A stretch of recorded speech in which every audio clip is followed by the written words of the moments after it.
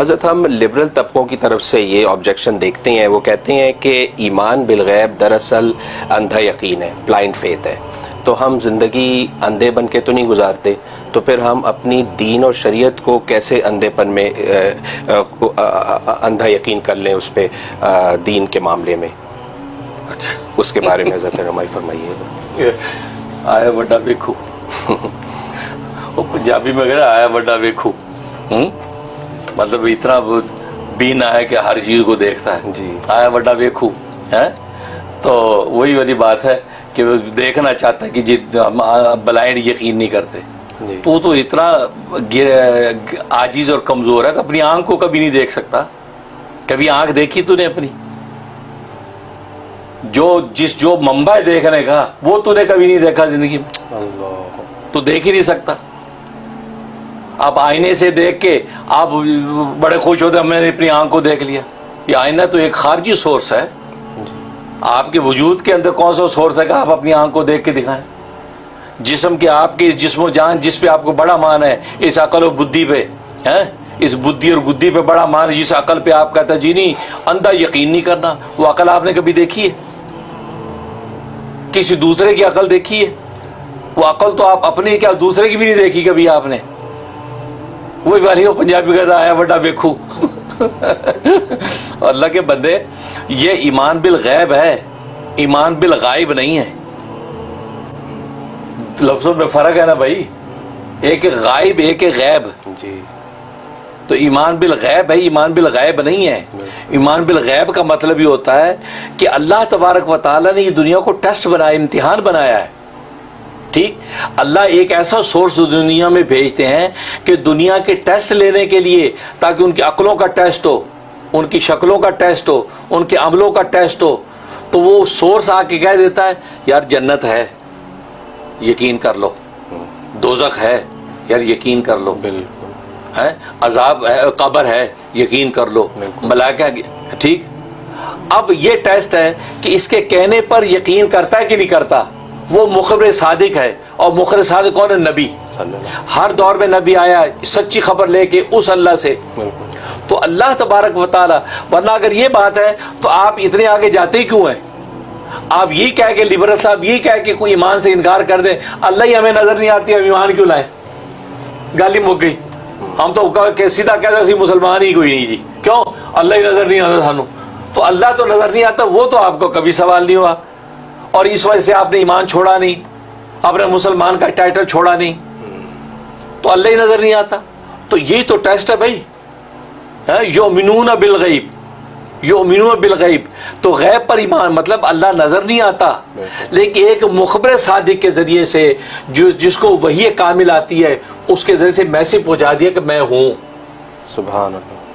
تو اب یہ بندہ یہ کہا کہ ہاں یہ مخبر صادق یہ بالکل صداقت کے تمام معیار کسوٹی پہ پورا اترتا ہے، معجزات بھی سچے ہیں، کلام بھی سچا ہے، قرآن بھی سچ ہے. اس کا مطلب ہے یار اس کی یہ بات بھی سچی ہے، یہ تو نبی ہے. نبی کا مطلب یہ غیب کی باتیں بتانے والا، غیب کی باتیں بتانے والے کو نبی کہتے ہیں.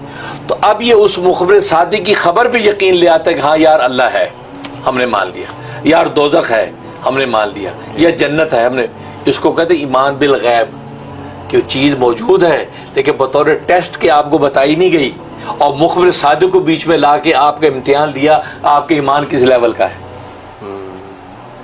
ایمان تو پھر وہ ہے نا جو حضرت علی نے فرمایا کہ رب کعبہ کی قسم، اللہ تبارک و تعالی اگر آسمان کے غیب کے پردے ہٹا دے اور ہم اپنی آنکھوں سے جنت کو دیکھ لیں اور دوزخ کو دیکھ لیں، ملائکہ کے عالم ملکوتی کو دیکھ لیں، فرمایا رب کعبہ کی قسم نبی کے کہنے پر جس لیول کا ایمان ہم نے قبول کر لیا ہمارے اس لیول میں ایک رتی اضافہ نہیں ہوگا. اللہ اکبر، سبحان اللہ، سبحان اللہ. اللہ کے نبی کے کہنے پہ ہم اس درجے کے ایمان لا چکے ہیں کہ اگر آنکھوں سے دیکھ بھی لیں اس پہ ایک رتی اضافہ نہیں. مزہ تو یہ ہے نا، یہ مزہ نہیں ہے ہمارے جیسا ایمان کہ اللہ پردہ غیب کھول دے کہ او یار آج پتہ لگ گیا یار لمحہ ہے، یار آج پتہ لگ گیا یار اتنا بدلتا ہے. نبی کی بات کو آپ نے کوئی سمجھا ہی نہیں. تو ایمان کیا لائے؟ یہ وہ حضرت علی والا ایمان. وہ کہتے ایک رتی آپ دکھا دو سارا غیب کھول کے، ہم تو ان کے کہنے پہ کہاں پہنچ چکے ہیں. سبحان اللہ، سبحان اللہ. بالکل. انہی حضرت علی کو کہا تھا نا کہ بھائی وہ آپ کو مکہ کے اندر رسول اللہ لٹا کے چلے گئے اور آپ کو خطرہ نہیں تھا, صبح آ کے تلواروں سے ٹکڑے کر دیتے آپ کو, ہیں؟ اور وہی ہوا کہ سارے کفار مشرک اکٹھے ہو گئے اور رسول اللہ سے لٹا کے چلے گئے. اور دیکھا تو حضرت علی کو کہا کہ دوستوں نے, صحابہ نے پوچھا آپ کو یار ڈر نہیں لگا کہ یار آپ حضور کی جگہ کہیں آپ قتل ہو جاتے؟ کیا فرمایا؟ کہا نہیں مجھے کوئی خوف نہیں تھا, میں آرام سے سویا. کہتے کیوں, کیسے؟ کہا کہ رسول اللہ نے مجھے فرمایا تھا کہ علی تو میرے بستر پہ سو جا اور صبح کو فلاں فلاں کی امانتیں واپس کر کے مدینے آ جانا, وہاں ملاقات ہوگی. جب نبی کی نے یہ کہہ دیا کہ مدینے آ جانا ملاقات ہوگی, کہا کہ رب کعبہ کی قسم بس مجھے یقین ہو گیا کہ کوئی مائی کا لال میرا بال بیکا نہیں کر سکتا, میں زندہ سلام رسول اللہ سے مدینے میں ملوں گا. بے شک, اللہ اکبر, اللہ اکبر, سبحان اللہ.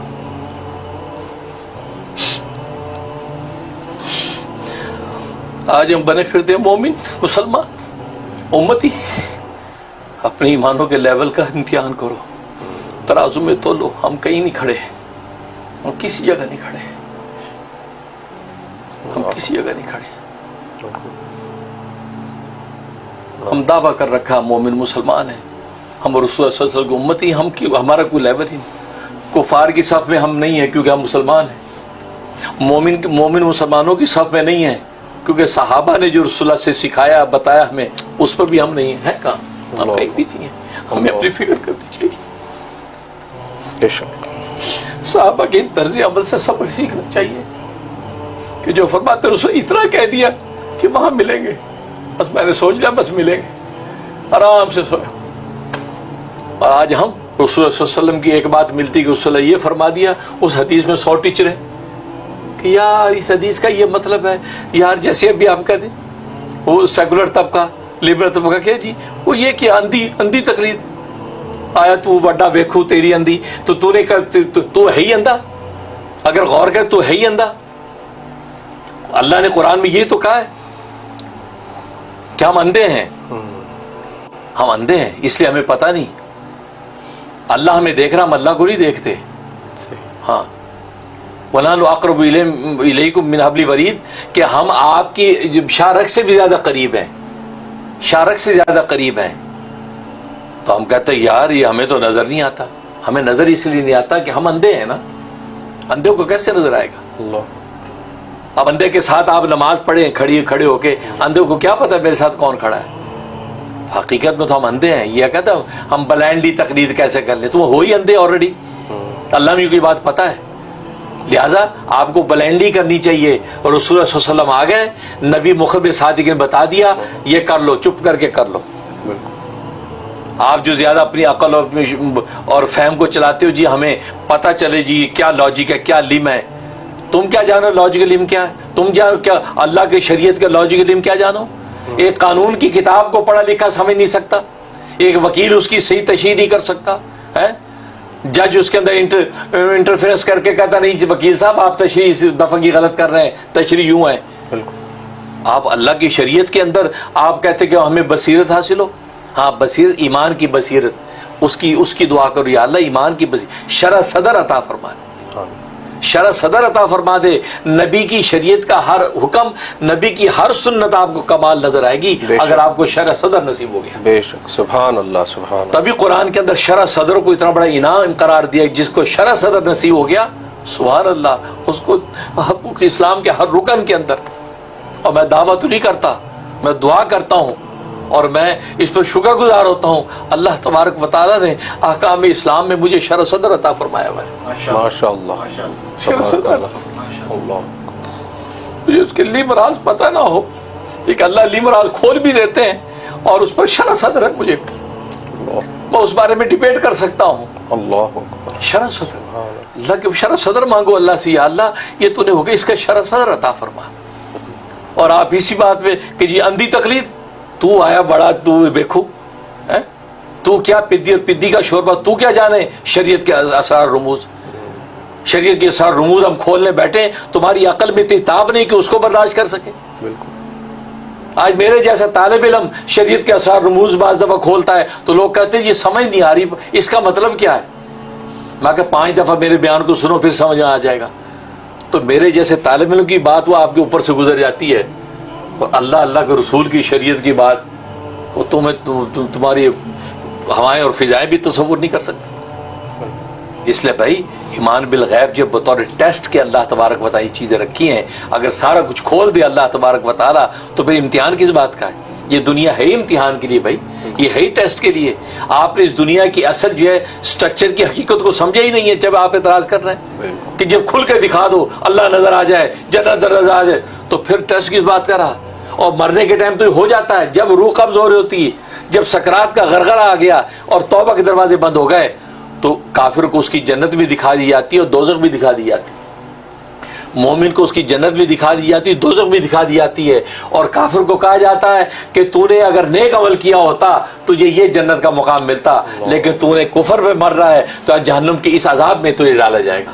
اس کی حسرت اور تکلیف بڑھ جاتی ہے اور وہ تذبذب میں پڑ جاتا, بچنے کی کوشش کرتا ہے, لیکن اس کی روح کو یوں کھینچ لیتے ہیں جیسے جو روئی کو کانٹوں کے اوپر سے گھسیٹتے ہیں, تاکہ اب کیا ٹو لیٹ.